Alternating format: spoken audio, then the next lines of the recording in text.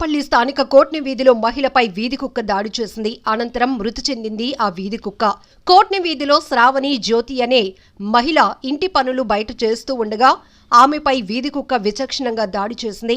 ఆమెను కరిచిన కాసేపటికే ఆ కుక్క మృతి చెందింది. కరిచిన కుక్క మృతి చెందటంతో ఆందోళన చెందుతున్నారు బాధిత బంధువులు.